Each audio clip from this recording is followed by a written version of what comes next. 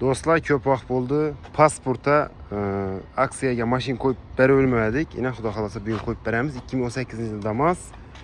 Keyin bir de Neva, keyin Nexi 2 gelib turibdi, shu mashinalarni reklama qilib beraman xudo xolasa. Damas'ni aksiyaga qo'ydik. 2018-yil 117 ming yurgan kraskasi zanjirlarda bor, metan gazlari bor. Damas'imiz Bağat avtosavdoda 56 milyon so'mga durdi. 56 milyon so'mga Damas avtosavdoda sotuvda. Teyde döşelgen polikiba çift kolu bak. Ya dostlar. Zadnimiz korupkide ses yok, avaz yok, çotki maşinimiz.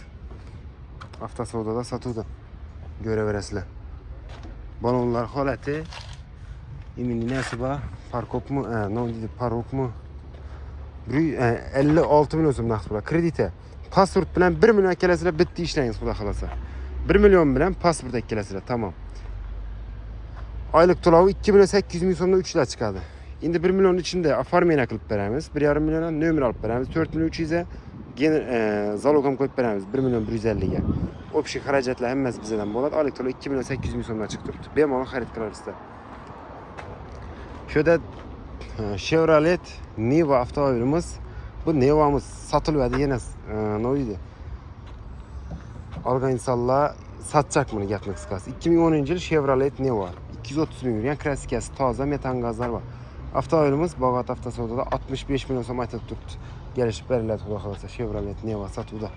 Yumshoq balonlar qo'yilgan, metan gazlar bor, tayyor. Göreverasizlar. Yine salon kısmı. Shuningdek holatda xarid qilaman desanglar, Bağat avtosalonining birinchi filialida. Keyin sizlarga bu tarafimizda yana Nexia 2 avtomobilimiz ham kelib turibdi. Shu mashinamizni ham reklama qilib beraman. 2015-yil 2014-yil Donus motor Nexia 2 kraskasi 100% родной. Zang ham tushmagan, zanjir ham ishlanmagan.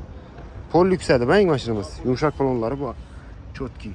İdeal holatda, dini kırılgan, chizilgan, defekt joylari yo'q. Salon qismi. Yana do'stlar, yangi narsa, teyda döşelgen polki bor. Kuzovda umuman defekt yo'q, kırılgan, chizilgan joylari yo'q. Akkuratli avtomobilimiz.